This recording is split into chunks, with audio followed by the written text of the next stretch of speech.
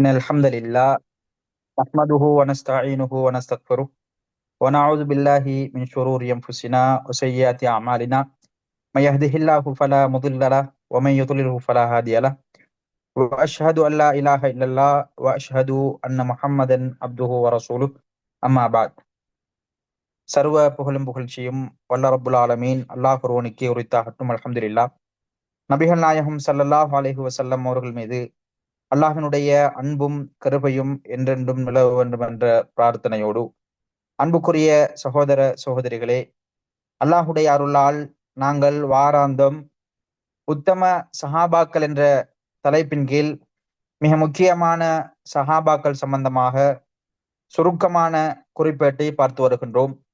அந்த அடிப்படையில் இன்றைய தினம் எங்களுக்கு எல்லோருக்கும் அறிமுகமான, யாரும் தெரியாது என்று கூற முடியாத மிக முக்கியமான ஒரு சஹாபியை பார்க்க இருக்கின்றோம். அவர்தான் பிலால் இப்னு ரபாஹ் ரலியல்லாஹு அன்ஹு. பிலால் ரலியல்லாஹு அன்ஹு என்று சொன்னால் யாரும் அறியாதவர்கள் இருக்க மாட்டார்கள்.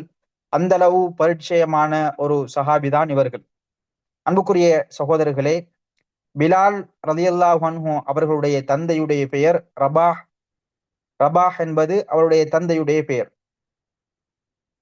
தாயுடைய பெயர் ஹமாமா என்று சொல்லக்கூடிய ஒரு பெண்ணுடைய மகனாகத்தான் இவர்கள் இருக்கின்றார்கள். இந்த பிலால் இப்னு ரபாஹ் என்று சொல்லக்கூடிய சஹாபி மெலிந்த தோற்றமுடைய, கொஞ்சம் உயர்ந்த கருப்பின அந்த இனத்தைச் சேர்ந்த மிக முக்கியமான ஒரு சஹாபி ஆவார்கள். இவர்கள் ஏற்கனவே ஒரு அடிமையாக இருந்து இஸ்லாத்தை ஆரம்ப ஏற்றுக்கொண்ட மிகப்பெரிய ஒரு சஹாபியாக இவர்கள் காணப்படுகின்றார்கள். இஸ்லாத்தில் நுழைந்ததும் சிறந்த ஒரு உண்மையாளராக, மிக கொடூரமான கஷ்டங்களில் எல்லாம் பொறுமையானவராக இந்த சஹாபி இருந்தார்கள் என்ற செய்திகளை நாங்கள் வரலாறுகளிலே பார்க்க முடியுமாக இருக்கின்றது. எந்த அளவுக்கு என்று சொன்னால், இவர்கள் இஸ்லாத்தை ஏற்றதும் காஃபிர், குறைஷி காஃபிர்கள் இவர்களை துன்புறுத்தலானார்கள். மிக கடுமையான சுடுமணலில் போட்டு, இவர் இஸ்லாத்தை ஏற்றிருக்கின்றார், இஸ்லாத்தை விட்டு விட வேண்டும் என்ற நோக்கத்திலே மிக முக்கியமாக குறைஷி காபிர்களின் தலைவரான உமையா பின் ஹலப் என்று சொல்லக்கூடிய அந்த கொடூரமான காபிர் முஷ்ரிக்கின்களில் தலைவராக இருந்த அவர் பிலால் இப்னு ரபாஹ் என்று சொல்லக்கூடிய இந்த சஹாபியை வெயிலிலே சுடுமணலிலே போட்டு அவர்களுடைய நெஞ்சில் மிகப்பெரிய ஒரு பாறாங்கல்லை இட்டு, நீ முஹம்மதை நிராகரிக்க வேண்டும், இஸ்லாத்தை விட்டு போக வேண்டும், லாத் மனாத் உஸ்ஸாவை நீ வணங்க வேண்டும் என்று சொல்லி, எப்பொழுது நீ இதனை ஏற்றுக்கொள்கின்றாயோ அப்பொழுதுதான் உன்னை விட்டு விடுவேன், மரணம் வரைக்கும் உன்னை துன்புறுத்துவேன் என்று கஷ்டப்படுத்திய வரலாறுகளை நாங்கள் பார்க்கின்றோம். ஒவ்வொரு தடவைகளிலும் கஷ்டப்படுத்துகின்ற பொழுது, ரப்பி அல்லாஹ், என்னுடைய இரட்சகன் அல்லாஹ் ஒருவன், அஹதுன் அஹத் என்று அவன் அல்லாஹ் ஒருவன் ஒருவன் என்று சொல்லக்கூடியவர்களாக இவர்கள் இருந்தார்கள் என்ற செய்திகளை எல்லாம் நாங்கள் வரலாறுகளிலே, உரைகளிலே பார்க்க முடியுமாக இருக்கின்றது. அன்புக்குரிய சகோதர சகோதரிகளே, பிலால் இப்னு ரபாஹ் என்று சொல்லக்கூடிய சஹாபிக்கு மிக முக்கியமான ஒரு அறிமுகமான இவருக்கு உரித்தான ஒரு ஒரு விஷயம்தான், சிறப்பம்சம்தான், இவர்கள் முதலாவது முஅத்தினாக, இஸ்லாத்திலே முதலாவது முஅத்தினாக இவர்கள் தான் இருக்கின்றார்கள். அல்லாஹுடைய தூதர் இமாமாக இருக்கின்ற பொழுது, இமாமத் செய்கின்ற பொழுது பிலால் இப்னு ரபாஹ் அவர்கள் தான் அதான் சொல்லக்கூடிய அந்த பாக்கியத்தை பெற்றார்கள். அவர்கள் தான் இஸ்லாத்திலே முதலாவது முஅத்தின் என்ற பெயரையும் பெறுகிறார்கள் என்ற செய்திகளை நாங்கள் பார்க்கின்றோம்.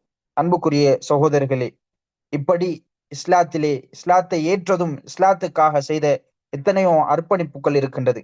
அன்புக்குரிய சகோதரர்களே, அது மாத்திரம் கிடையாது, இவர்கள் பத்ர் யுத்தத்திலே கலந்து கொண்டிருக்கின்றார்கள். அதற்கு பிறகு வந்த யுத்தத்திலெல்லாம் இவர்கள் கலந்து கொண்டிருக்கின்றார்கள் என்ற செய்திகளும் பதிவாகி இருக்கின்றது. அதுபோல மிக முக்கியமான ஒரு செய்தியை கூறி முடித்துக் கொள்கின்றேன்.